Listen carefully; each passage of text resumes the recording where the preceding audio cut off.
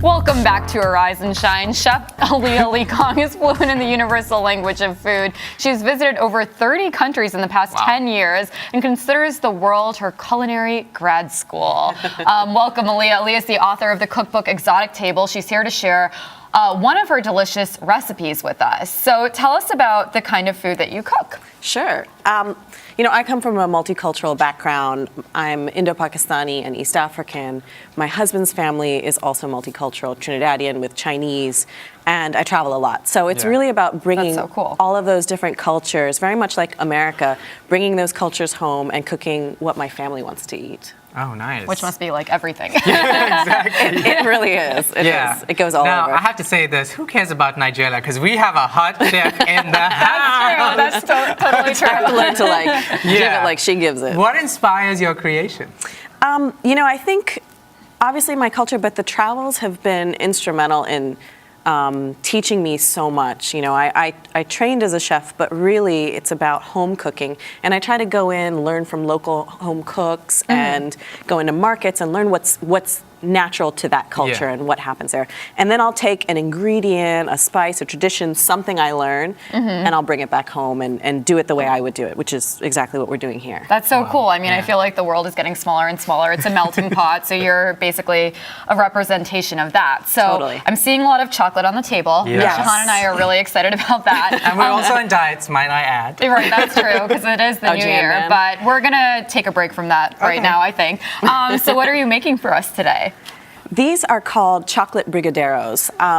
When I was in Brazil, I discovered these, and it's everywhere in Brazil, like the cupcake is here, at like kids' birthday parties, at adult parties. Okay. And what's nice about it is that it's small enough that you can serve at the end of a dinner party, and you just get that right amount of sweetness. I hate when desserts are like bigger than your head. That's true. I just want a little bite of something. And so this was sort of something that, I took what they do, which is really make this milk fudge.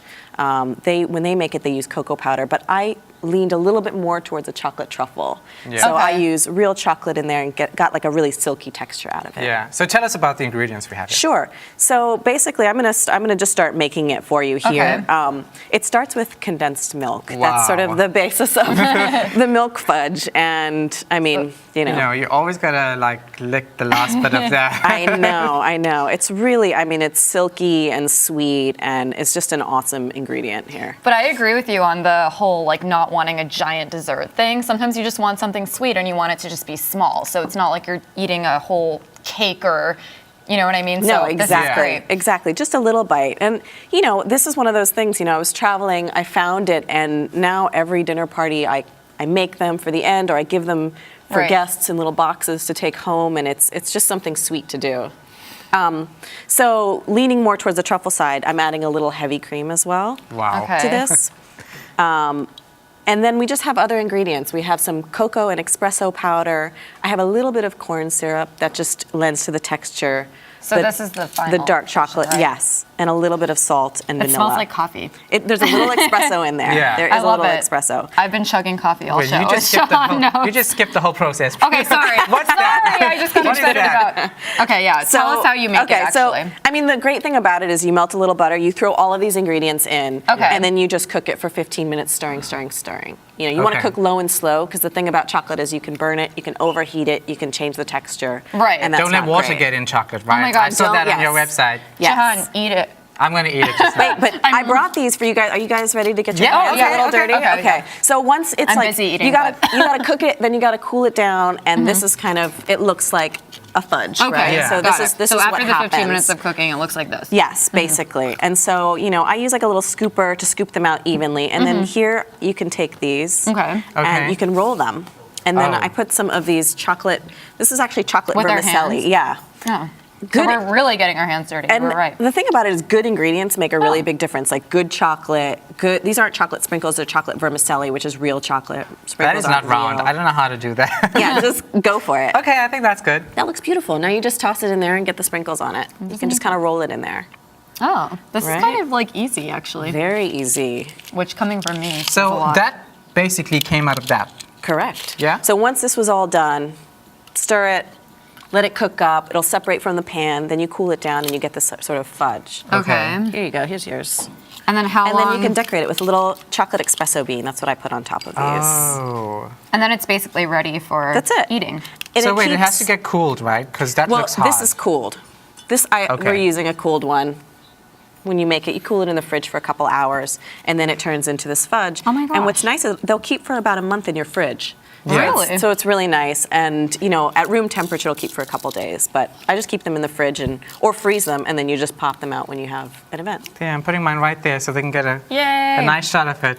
Okay, well, Note actually. how Priya's is not even scented, but What? I'm just gonna. Okay, whatever. I'm just gonna point It all that goes- out. as my mother would say, it all goes down your stomach the Yeah. same way. So it doesn't matter what it looks like, as long as it tastes good, right? Yes. So tell us about your cookbook, The Exotic Table. Yeah, Exotic Table is sort of the culmination of all my cooking from, as a child, stuff I learned from my mom and all my travels. And I cooked it and I wrote it and I photographed it.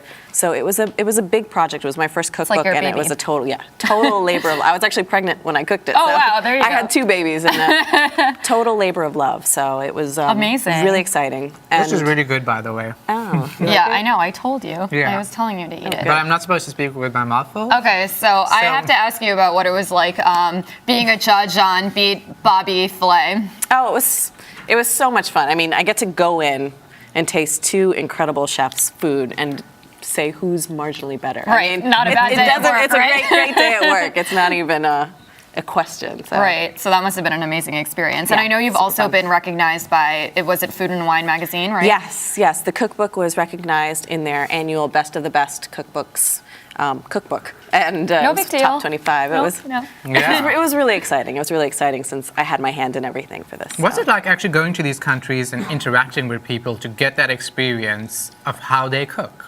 I mean, it's amazing because food is always about context and it's about the stories. So you learn so many intimate details about people and their Right. family and where they grew up and how they grew up. And I feel like that's as special as sort of learning what the dish is that they're making. Yeah. Yeah. So super exciting. Well, I'm very interested in checking out the cookbook. Yeah, we'll right? check it out. But I Yeah. mean, Priya, the one thing that I also think that is quite interesting is your background. You said Yeah. Indo, Pakistani, and Tanzanian. Yes. You know, in South Africa, of course, I'm of Indian descent, but we also try to use local flavors in our food. But I wouldn't say if I try to cook it here in New York, it's necessarily all that grand. So, Right. how do you make yours taste so good? Okay, well, first you have to try my boboti and my malva pudding, which is Oh, the All South right. African we'll take you up on that. I wanna try that's, malva pudding, that's yeah. what I'll bring next time. to you Okay, guys. cool. Awesome. Whether Yeah. we cook it or not, it takes a long time. So cool. Thank you, Aliya. These were so delicious. And Thank I'm you. pretty sure we're going to be eating this entire Uh-huh. tray for the rest of the show. And you can find out more about Aliya and purchase her cookbook at aliyaleekong.com. We'll be right back. You're watching Arise and Shine. This is good.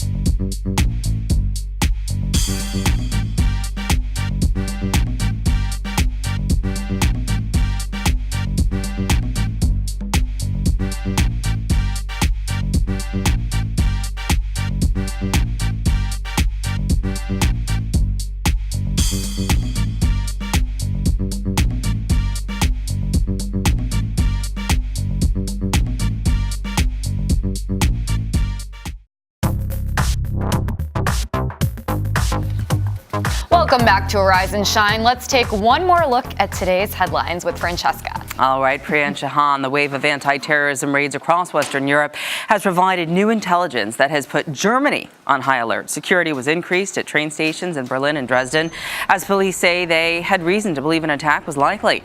The Interior Ministry refused to confirm or deny any concrete threats, but sources say there has been a spike in tips.